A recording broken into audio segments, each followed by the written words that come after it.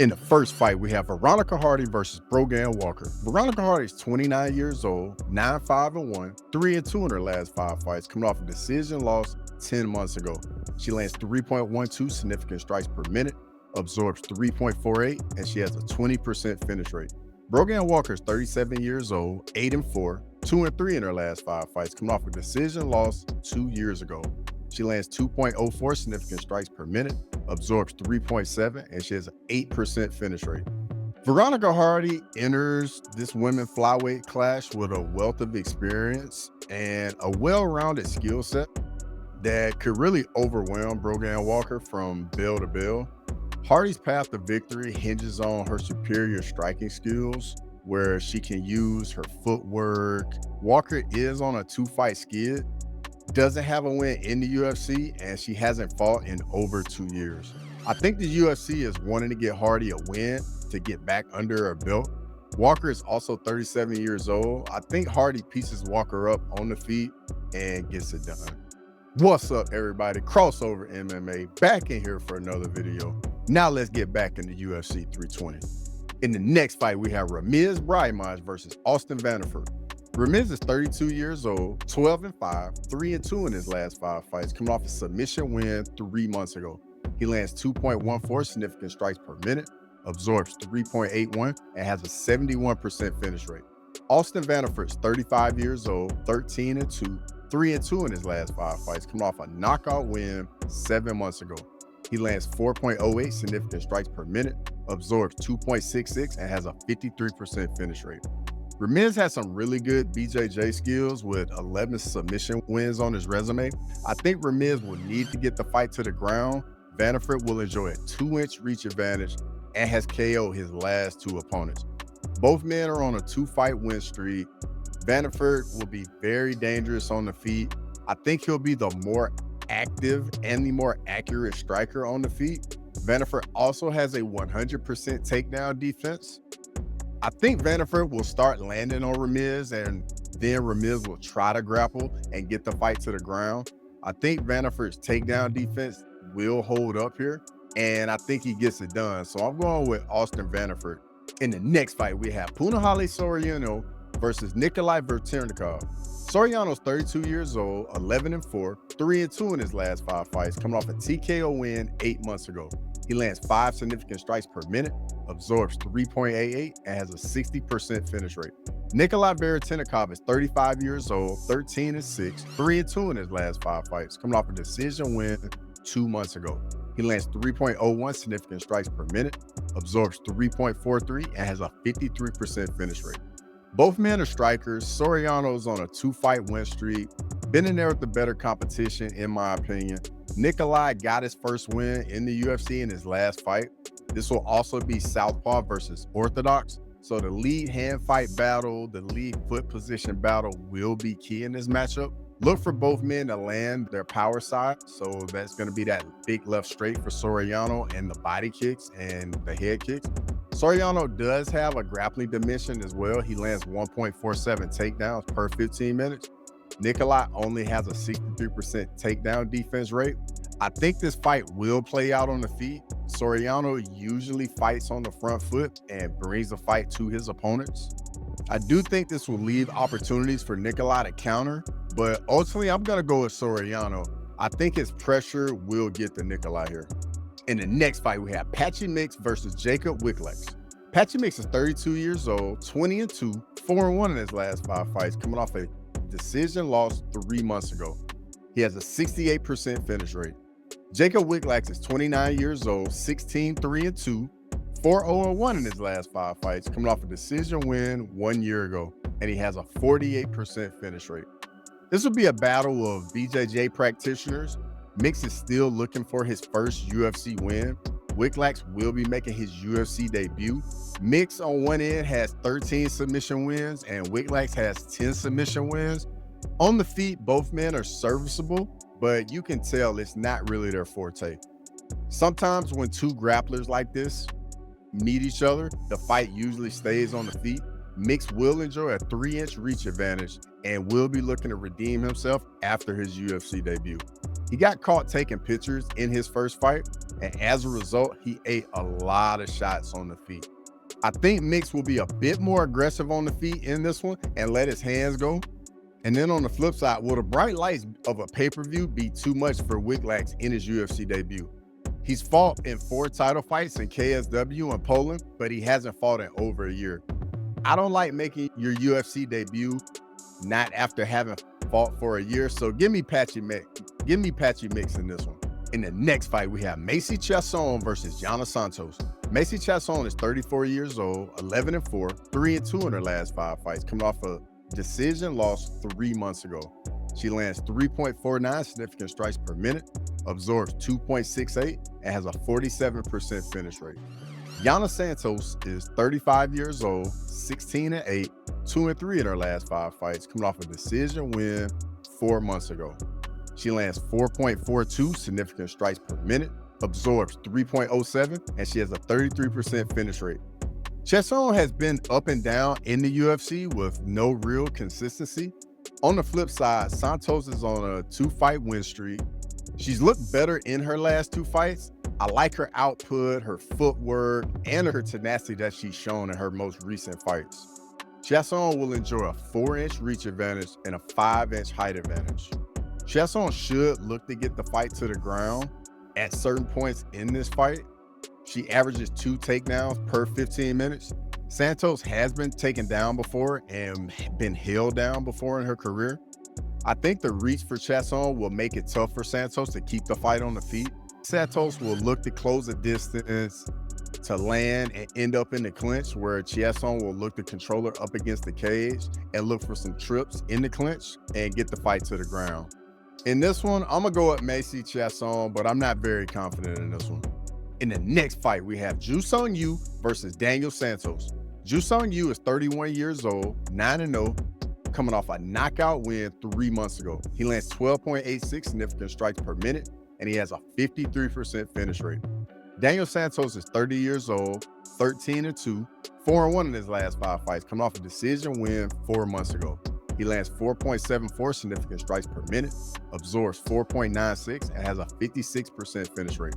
This should be a high-paced, exciting scrap between 2 prospects. Santos has some nice Muay Thai, and that should make a nice matchup against the striker in Yu. Santos isn't afraid to use his grappling as well. He lands 3 takedowns per 15 minutes. We haven't really seen Yu defend takedowns, so this should be something Santos wastes no time testing out. On the feet, Yu is very measured and a very dangerous counter striker. I can see Yu landing something early and getting the momentum, and then Santos looking to go to his wrestling to slow the fight down a bit. I think this would be a very fun matchup, but give me JooSang in an exciting script. In the next fight, we have Farid Basharat versus Chris Gutierrez. Farid Basharat is 28 years old, 13-0, coming off a decision win 11 months ago. He lands 4.36 significant strikes per minute, absorbs 2.57, and has a 54% finish rate. Chris Gutierrez is 34 years old, 22-6-2, 2-3 in his last 5 fights, coming off a decision win 5 months ago. He lands 4.59 significant strikes per minute, absorbs 2.65, and has a 33% finish rate. Basharat's perfection will be tested by Gutierrez's leg kicks. Basharat has been out of the octagon for a while, and there could be some rust. Gutierrez is a dynamic striker that uses a lot of feints. He's also one of the best leg kickers in the UFC from either stance, inside or outside.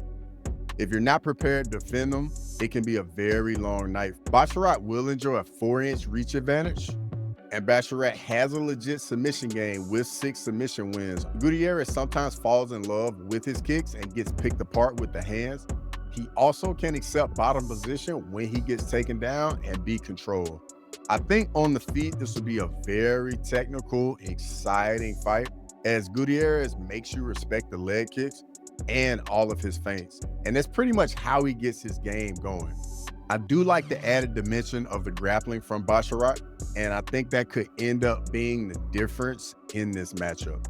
So with that being said, give me Farid Basharat for the win. In the next fight, we have Edmund Shahbazyan versus Andre Muniz.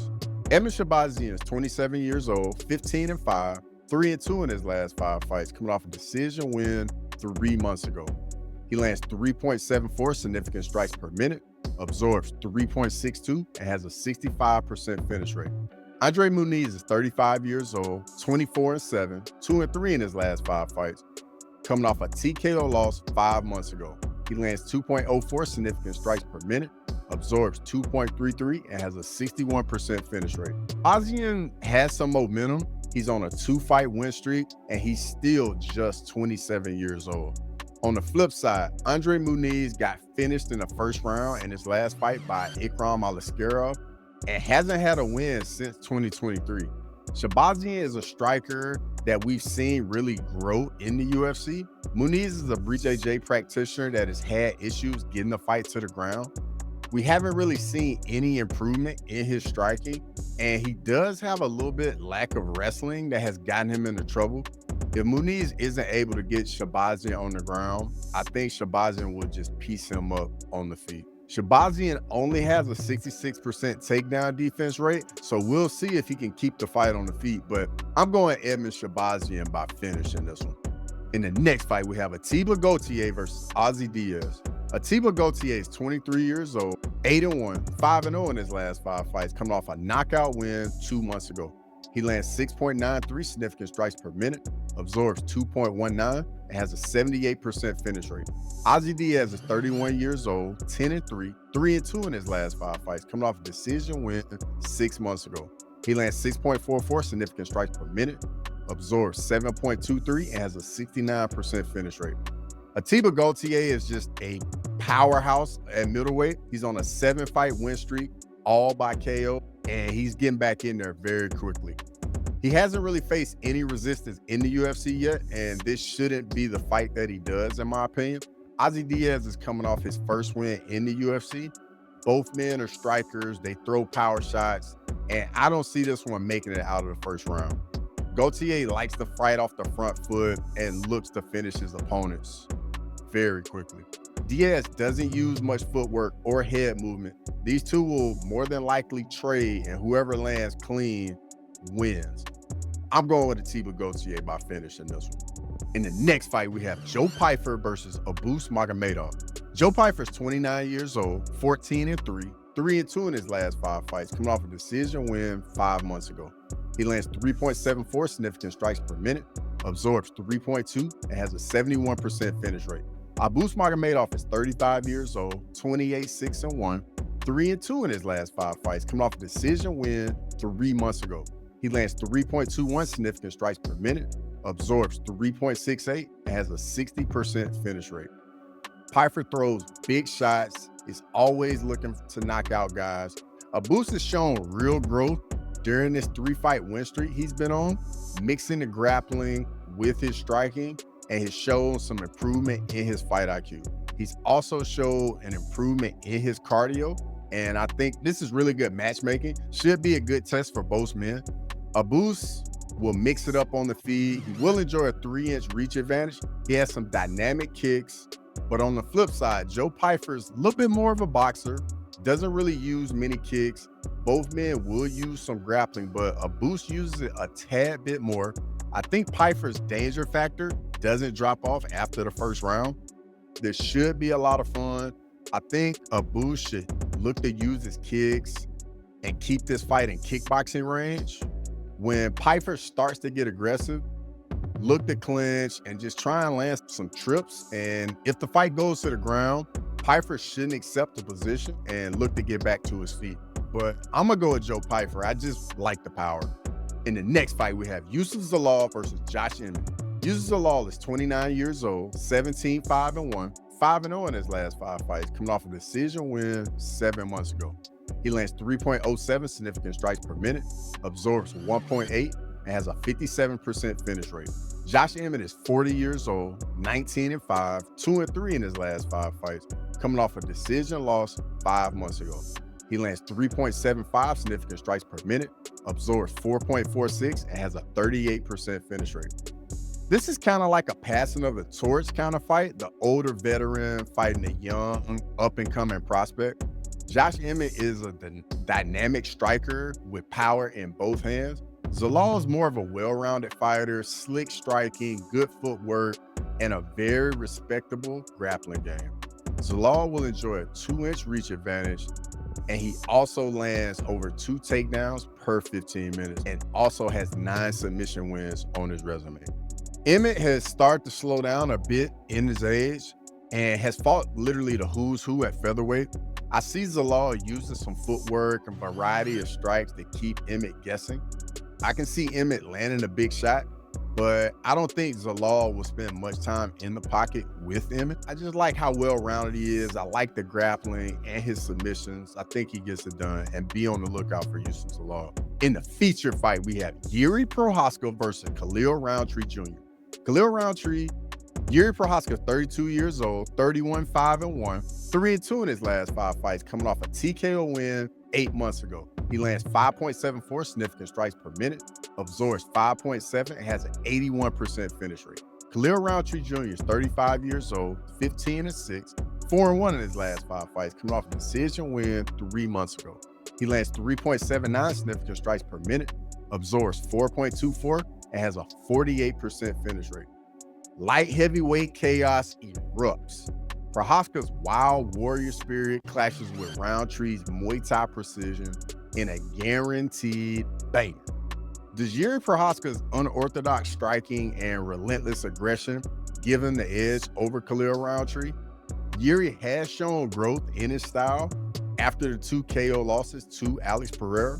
He was much more defensively responsible in his last fight against Jamal Hill. Coincidentally, the same opponent in Khalil Roundtree's last fight. Khalil Roundtree looked more confident and composed in his last fight. Roundtree has some of the best Muay Thai in the UFC. One of Yuri's biggest holes are defending leg kicks. Pereira and Alexander Rakic really showed you can affect Yuri's movement with the leg kicks, and he doesn't check them. I think Khalil will look to use inside low kicks because this will be southpaw v orthodox. Yuri will need to move forward and not allow Khalil to control the range. This fight will be a firefight, and Yuri will look to land and then start to overwhelm Khalil. On the flip side, I can see Khalil outstriking Yuri early, but I just think at some point Yuri's gonna land something big to really turn the tide and get some momentum. I really think both men are gonna have success. I think Khalil's just going to try to counter and pick Yuri apart, but Yuri just has that pressure and will just be looking to land that big right hand. This is a coin flip fight for me. I really like both guys, but I'm going with Yuri Prochazka in this one. In the co-main event, we have Merab Dvalishvili versus Corey Sandhagen for the bantamweight title. Merab Dvalishvili is 34 years old, 20-4, 5-0 in his last 5 fights, coming off a submission win 3 months ago.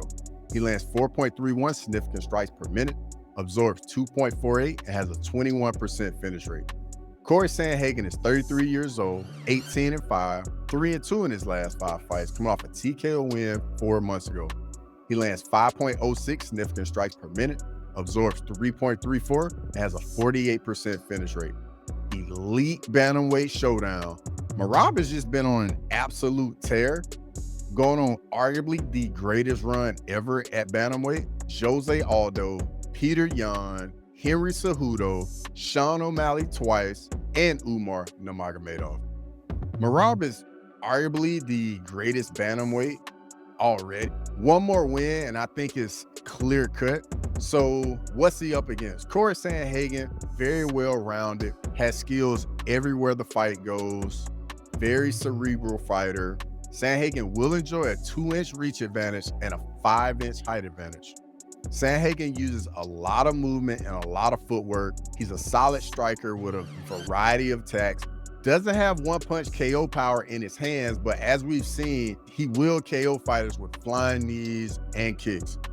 Does he solve the puzzle that is Merab? I think Corey would need to use some long-range attacks to manage the distance, teeps to the body, jabs, 1-2s, and occasionally some low kicks. I think the low kicks he will need to be careful because Merab could catch them. Be ready to sprawl, dig some underhooks when Merab shoots for takedowns. If Merab does get him down, I think he should initiate a scramble instantly and possibly look to go for some leg locks. I think for Corey to win, he'll either need to finish Merab very early in the fight or just win the first 3 rounds of the fight with his output. I don't think his cardio is going to hold up and be good enough for him to win the championship rounds over Merab. We did see Corey slow down late in the fight against Umar Magomedov. Now with Merab, I think he's developed a very good system and implements it very well into his game. He can apply constant pressure on his opponents and shoot takedowns, get them backed up on the octagon. Or he can get on his bike and he can circle and allow his opponents to come to him and draw them to initiate the action and then shoot the takedown attempts right under them, get in on the hips and get those takedowns. Merab's shot is so fast and he's so strong once he gets his hands on opponents, and it just wears them down. Once he gets guys tired, he breaks their will, and now he's adding submissions into his game as well. Ultimately in this one, I'm going with Merab. I think Corey will be a game opponent, but I just don't see his cardio holding up to the level of Merab for 25 minutes. Before we get into the main event, make sure to like and subscribe for more content. In the main event, we have Magomed Ankalaev versus Alex Pereira 2 for the light heavyweight title. Magomed Ankalaev is 33 years old, 21-1-1, 5-0 in his last 5 fights, coming off he lands 3.66 significant strikes per minute, absorbs 2.46, and he has a 48% finish rate. Alex Pereira is 38 years old, 12-3, 4-1 in his last 5 fights, coming off lands 5 significant strikes per minute, absorbs 3.5, and has a 67% finish rate. It's the light heavyweight rematch for the ages. Does Ankalaev get it done, or does Poatan reclaim his title? Now, the first fight was closer than what most people will let you believe. I'll put the significant strikes numbers up and you can check them out. But as you can see, did rock Pereira in round 2, outstruck Pereira again in round 4, and only had 6 more significant strikes landed in round 5. This fight was very competitive. Also in the first fight, we saw Alex Pereira fighting off the back foot. I think we saw this for a number of different reasons. Number one, Ankalaev's feints, the level change feints, the teeps to the body. Alex was just biting on the feints all night and couldn't really get his jab going, not until late into the fight. Number two, I think the threat of the takedown clearly affected Pereira. You could tell he's been working on his takedown defense religiously, and he did defend all 12 of Ankalaev's takedown attempts, and I do think that's something that's going to allow him to have a little more confidence going into the rematch. And then thirdly, Ankalaev's counter-striking played probably the biggest role, in my opinion.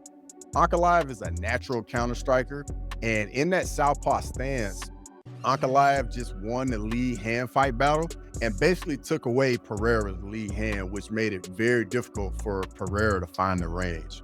Without being able to fight at the range that he wanted, Pereira was pretty much just out of his normal range. He couldn't really throw, and whenever he would throw, Ankalaev would slip or pull back and look to counter instantly.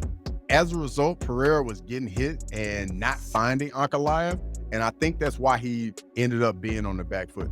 Also in the first fight, Ankalaev was 94 of 180 significant strikes, and Pereira was 76 of 137. Ankalaev rarely gets hit clean, so looking for that one big punch to land might not be the recipe for success for Pereira.